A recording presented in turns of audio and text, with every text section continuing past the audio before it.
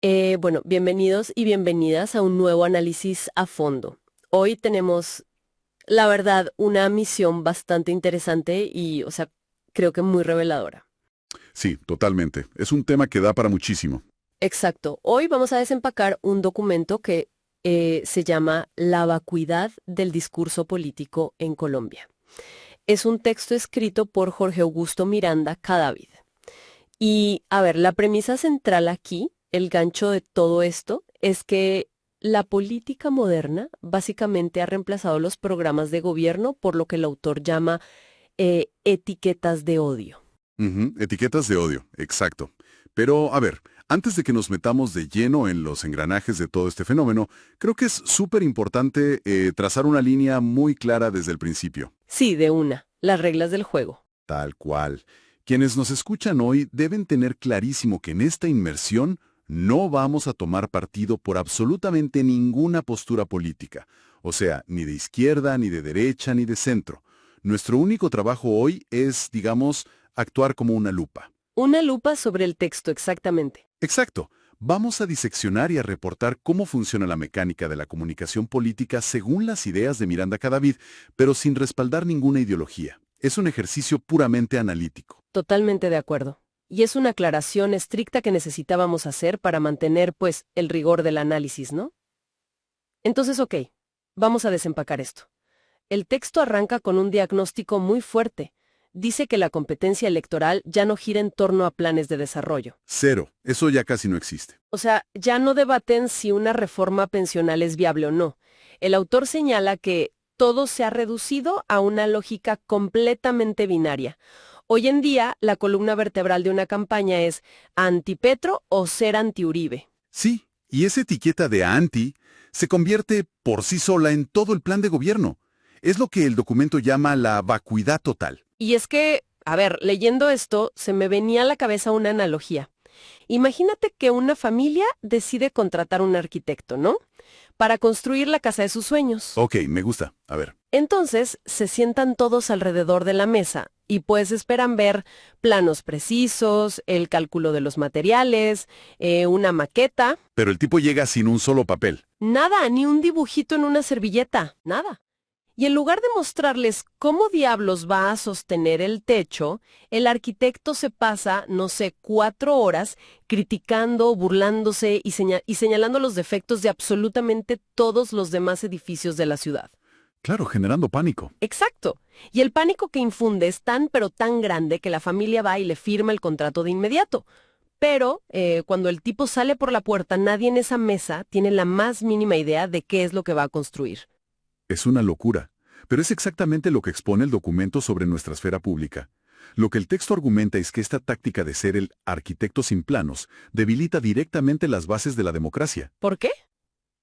O sea, ¿por qué lo debilita de forma tan directa? Pues porque condena a las instituciones a una parálisis casi total.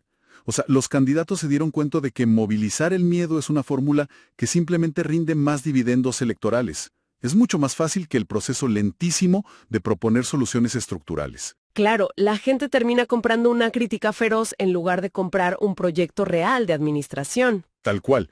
Y el problema, siguiendo tu analogía, no es solo que el diseño sea malo.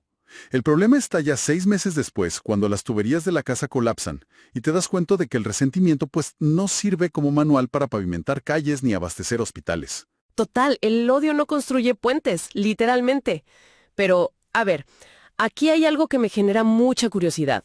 Si hoy los candidatos operan con esta lógica del vacío, de la vacuidad, ¿cómo llegamos históricamente a este punto? Esa es la gran pregunta. Sí, porque, digamos, no es factible que de repente millones de votantes y toda la clase política se hayan despertado un martes y dijeran, bueno, ya no vamos a debatir más ideas.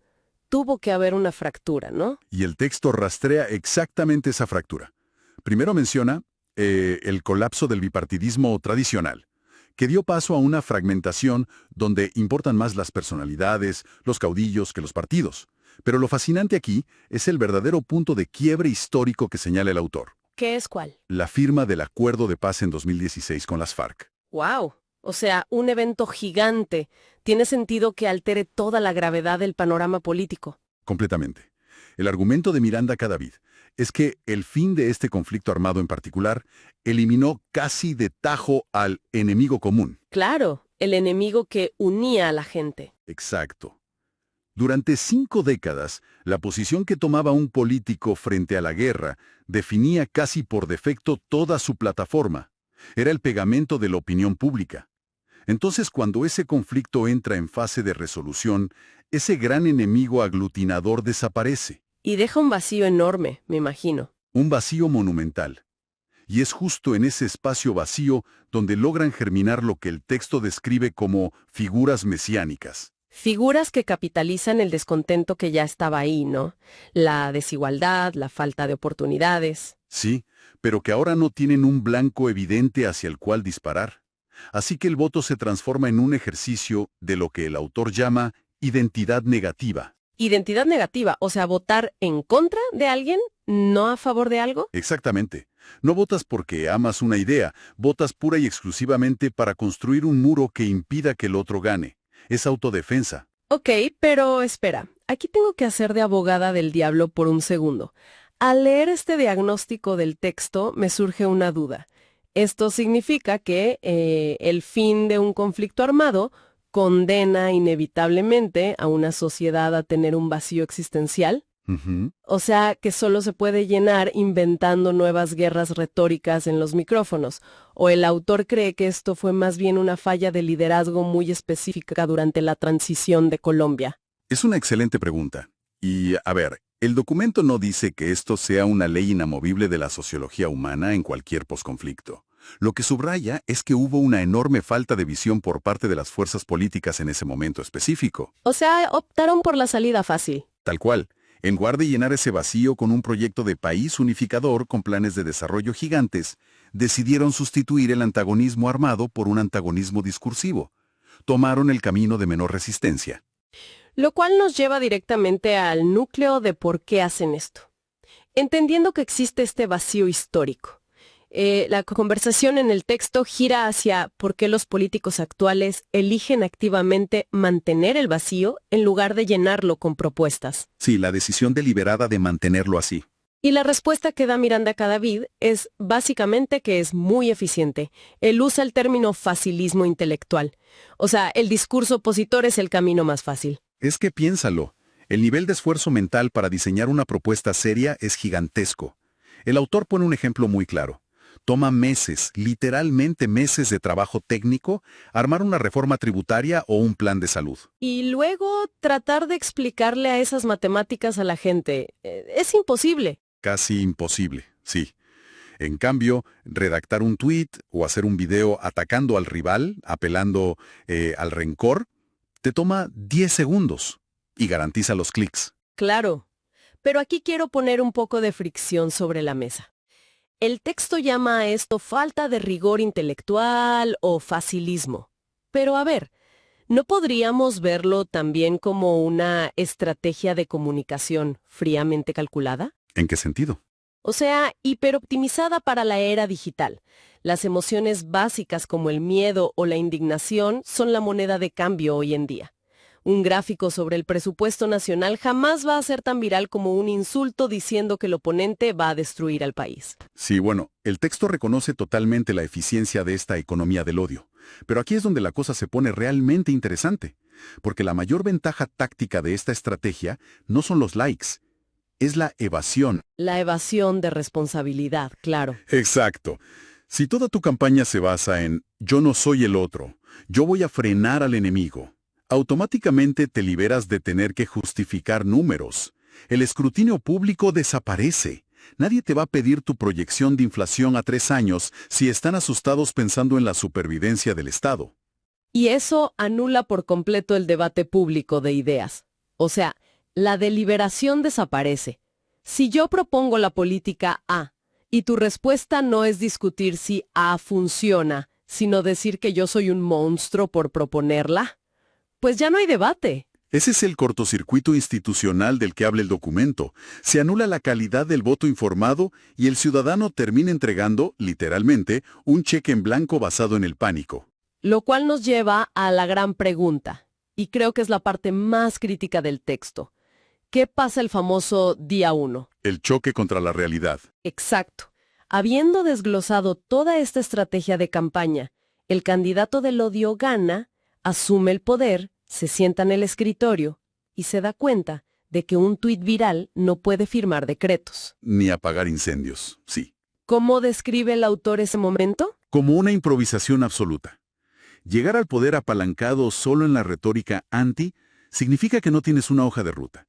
No tienes equipos técnicos, no hay cifras, no hay cronogramas.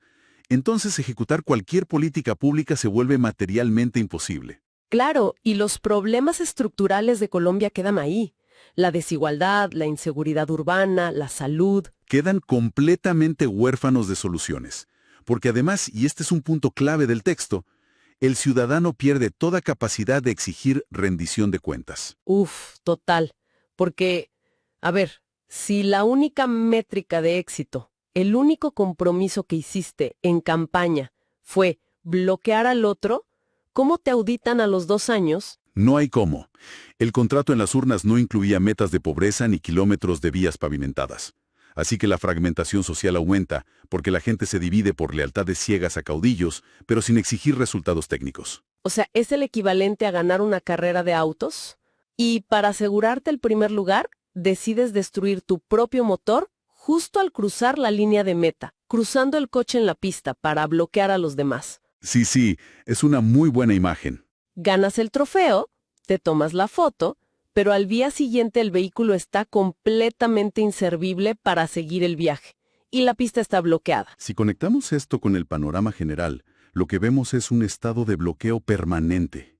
Las reformas, de gran calado, necesitan consensos legislativos, ¿no? Un presidente necesita sentarse con sus opositores. Claro, negociar. Pero si ganaste la elección satanizando a esos mismos sectores, los puentes ya están quemados antes de empezar.